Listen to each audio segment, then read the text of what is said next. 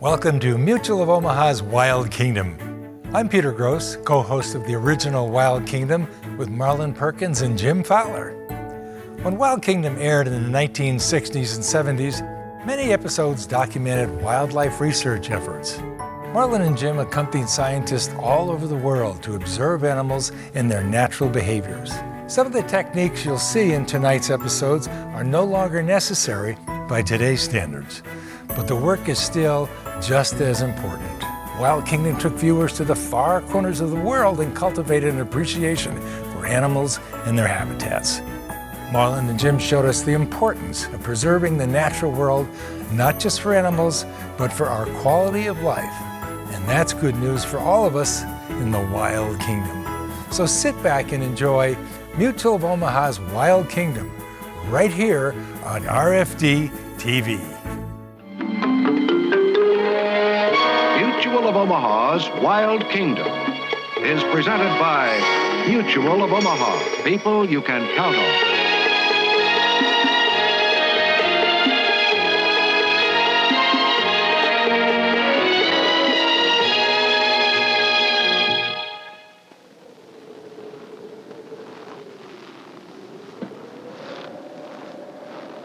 Welcome to Mutual of Omaha's Wild Kingdom. This remote research station has been established 50 miles east of the town of Churchill in Manitoba, Canada, on a point of land called Cape Churchill. Every fall, the shoreline of Hudson Bay from here southward becomes a place for polar bears to converge, where they wait for the bay to freeze so they can go out onto the ice and spend the winter hunting seals. This creates a good situation for studying methods of detecting bears and deterring them from approaching too closely. The most successful methods will be used all along the Arctic coast of Canada, where polar bears are found and are a hazard to native people as well as oil exploration crews. Conducting this research is Northwest Territories renewable resources biologist Peter Clarkson. Conflicts between bears and people threaten both the lives of humans and bears.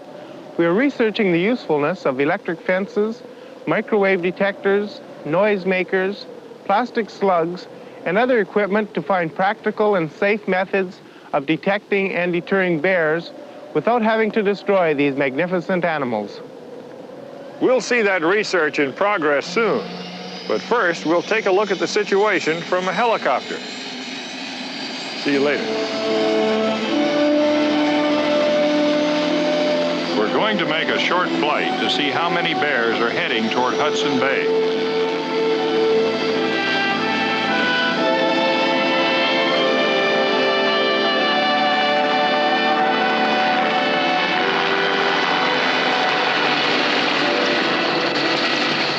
As we move toward the coast, the terrain below is shallow water muskeg, which is frozen solid. At this time, the bears that have spent the summer inland are now heading toward the coast, where they'll wait for Hudson Bay to freeze over.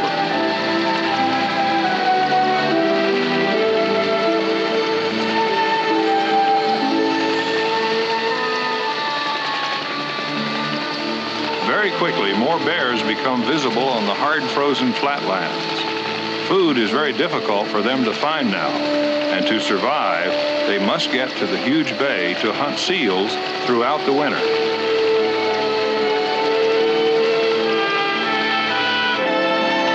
Now we're approaching the edge of Hudson Bay, where the shoreline waters are already frozen.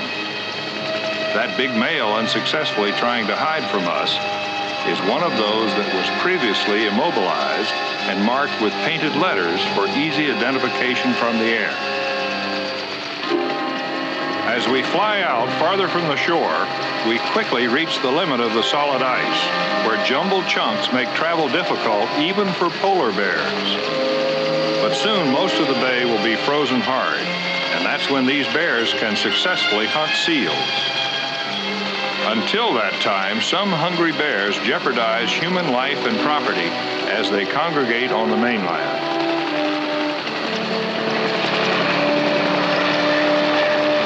We're returning now to Cape Churchill, to see what steps are being taken at the research station to alleviate the polar bear problem. The station is ideally located in an area where bears are abundant.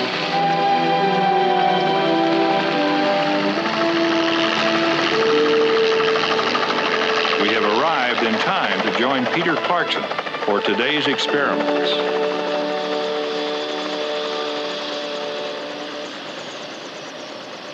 In order to attract the hungry bears closer to the research station, Peter's colleague, Ron Quaife, prepares an invitation they can hardly resist. He's chopping into smaller pieces a large chunk of meat that is beluga whale carrion, a food source that the bears feed upon.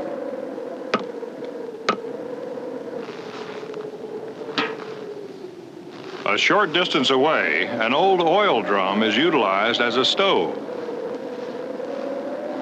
Placed inside is a pan filled with glowing charcoal briquettes, which impart considerable heat to the top surface of the drum, which is very welcome in this sub-zero weather.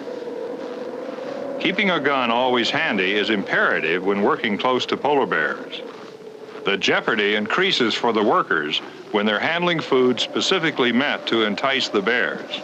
Even frozen, the meat gives off some scent, so it's important to always be alert for bears that might be moving in from any direction. When heated, the meat scent carries for miles. The scent will attract any bears that are downwind from here.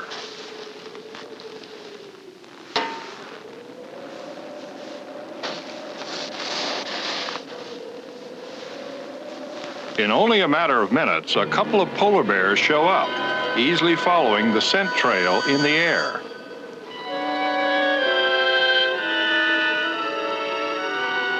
There's no doubt they'll come straight in, so that's our cue to move a little distance away. For protection when observing the bears at close range, the biologists often go inside a special steel-barred cage they've positioned nearby, because when hungry bears approach, it's very wise to be out of their reach.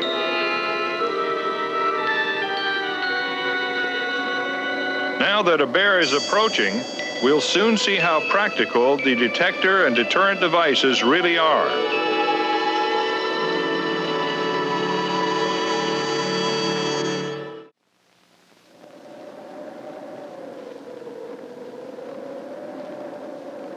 With the bears beginning to approach the research station, several different types of polar bear deterrent devices will be tested by Peter Clarkson.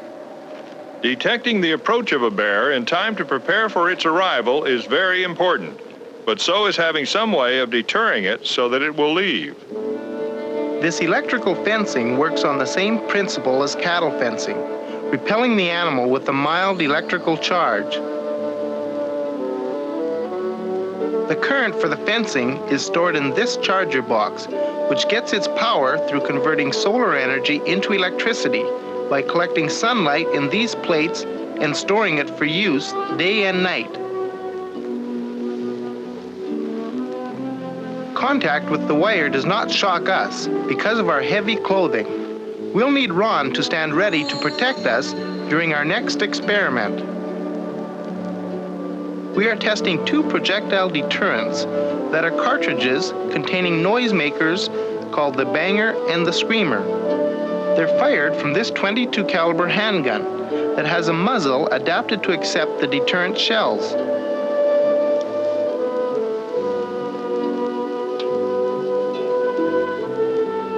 The first test of a deterrent shell will be made by Jim. The color of the shell denotes whether it makes a screaming sound or a loud bang.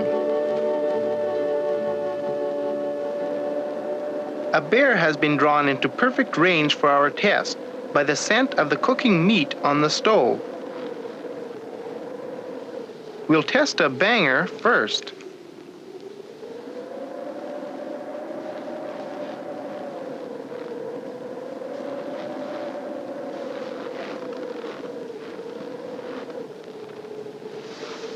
The shot should not be aimed directly at the bear, but rather above and to one side, so the bear becomes startled by the explosion.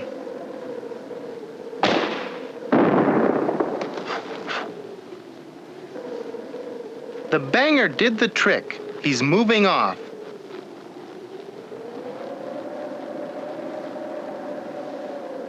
Now, as Ron checks the electric fence and baits the area for our next test, I'll observe from the tower platform, while Jim acts as lookout.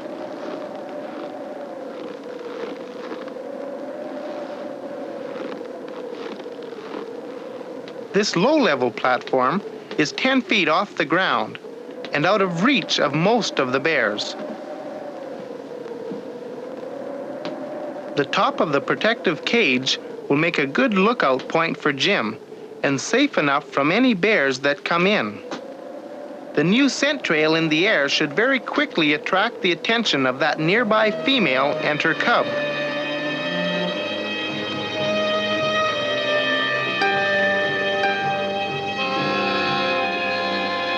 They've caught the scent and are trying to locate the source.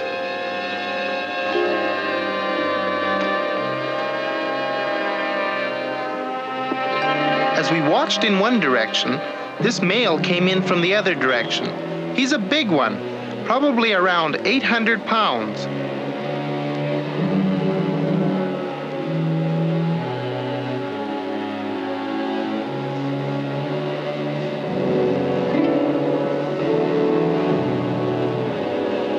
He's very big, so large that he can look right onto my platform. If I were within reach, it's quite likely that he'd grab me.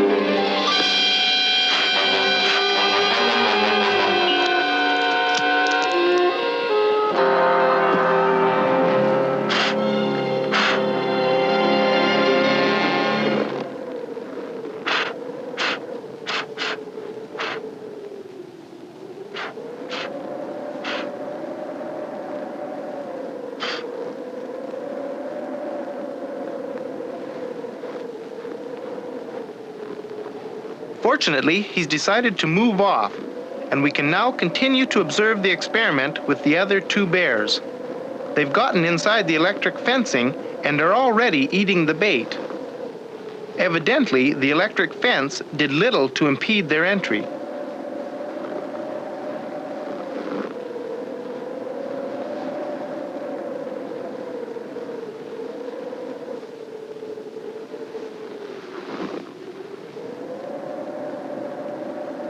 Not having found anything else to eat here, they are ready to leave. It seems that the bear's dense fur and thick foot pads prevent them from being shocked, so this type of electric fencing is ineffective as a reliable deterrent.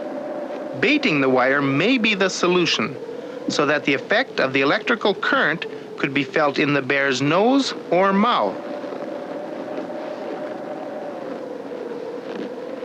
As soon as they are far enough away from the tower for me to descend to ground level again, we can test the effectiveness of both the noisemaker shells.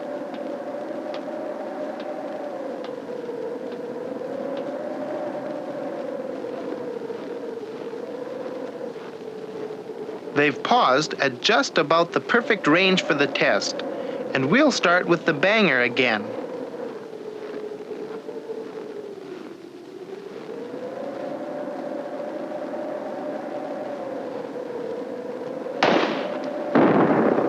The banger has put them on the move, so now let's see if we can keep them going with a screamer shell.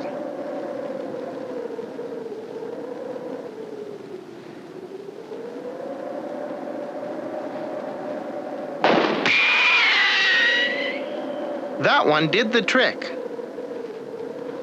That was a good test.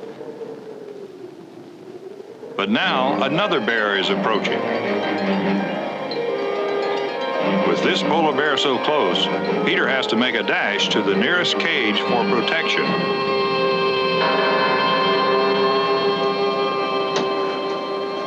The bear's attention is entirely on Peter inside the cage. While the bear is occupied there, this will be a good time to get down and try another of the deterrents.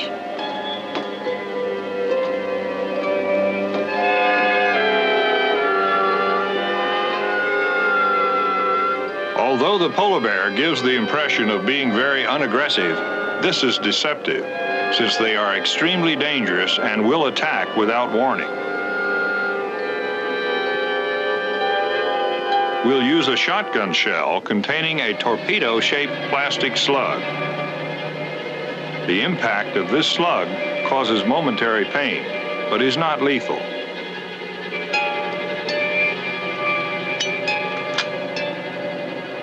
With the bear so close to the cage, we can't risk shooting and hitting Peter, but we get our chance as the bear begins following the meat scent from a nearby cooker. Now that the bear is safely away from Peter, we'll try a long shot with the plastic slug.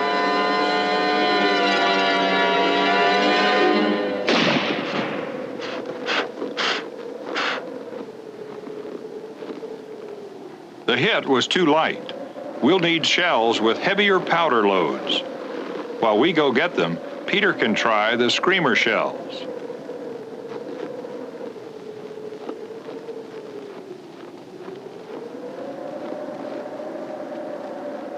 It's apparent that this bear is hungry and plans to stay close to where the bait scent still lingers, so he may be difficult to drive off.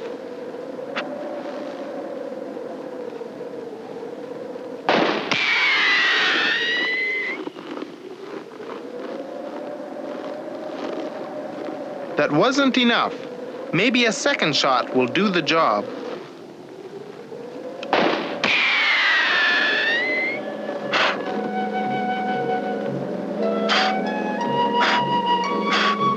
He's leaving this time, but whether he'll keep going and stay away is anyone's guess.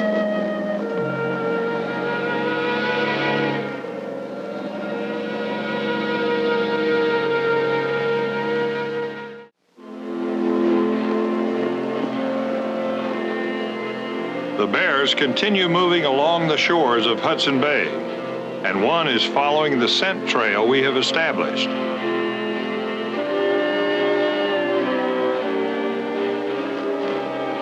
When the bear reaches the bait, we'll be able to observe the next test closely from this cage. The bears have fed very little during the summer, and the scent of meat is a strong attraction.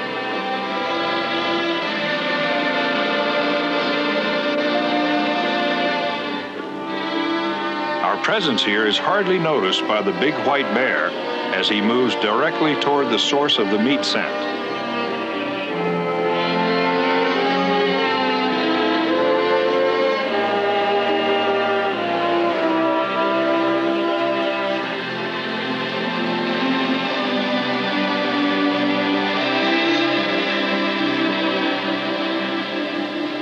While the bear is intent on finding bits of food, Ron moves into position to fire the plastic slug, this time with a heavier powder load.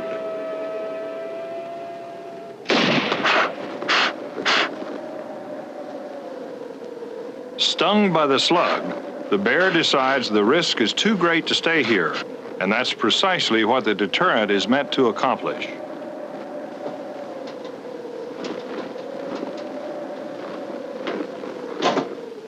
With effective deterrents, it is no longer necessary to destroy problem bears.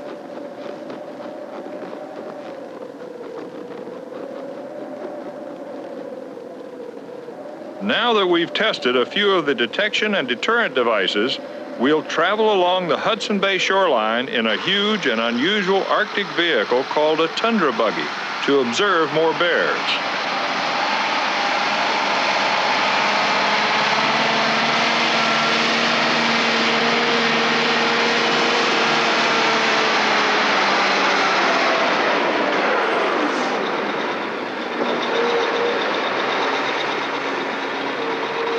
The height of the vehicle off the ground and the good visibility it provides in all directions makes it an excellent observation platform.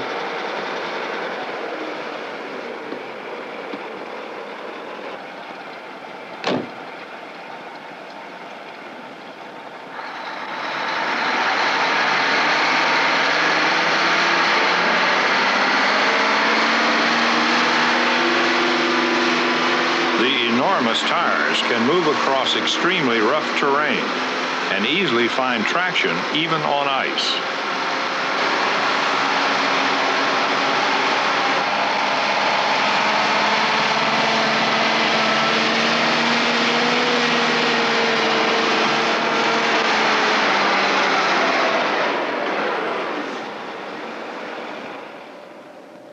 We've arrived at the end of a spit of land extending into Hudson Bay. It's a natural pathway for the bears to follow as they wait for the bay to freeze.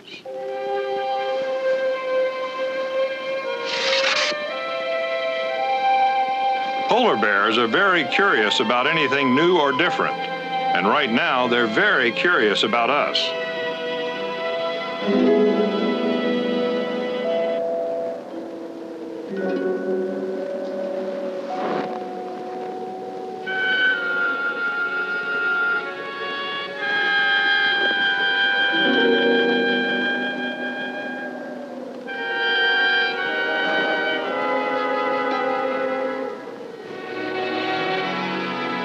Now the bears wait and sniff, anxious for the time to come when the Great Bay freezes over, and they can move out onto the ice and hunt seals for the remainder of the winter.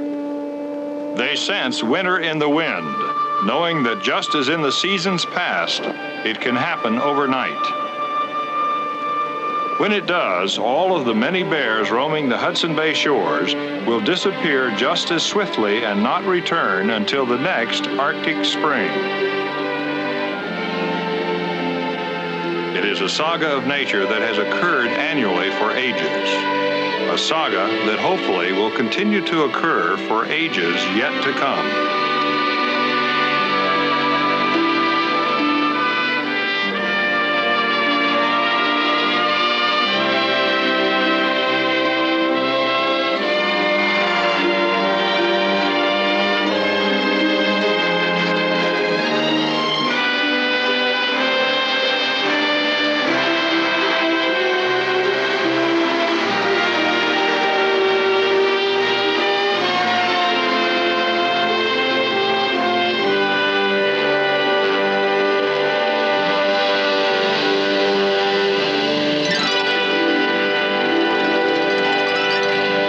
The efforts being made to make life safe without having to destroy these polar bears for the moment seems to be succeeding. More and more, as we humans expand our horizons and encroach on the few remaining wilderness areas, it becomes our responsibility to learn how to adapt to nature rather than to attempt to alter or destroy it. And in this way, we may finally begin to recognize that we too are an important part of the wild kingdom. Mutual of Omaha, people you can count on, has presented Mutual of Omaha's Wild Kingdom.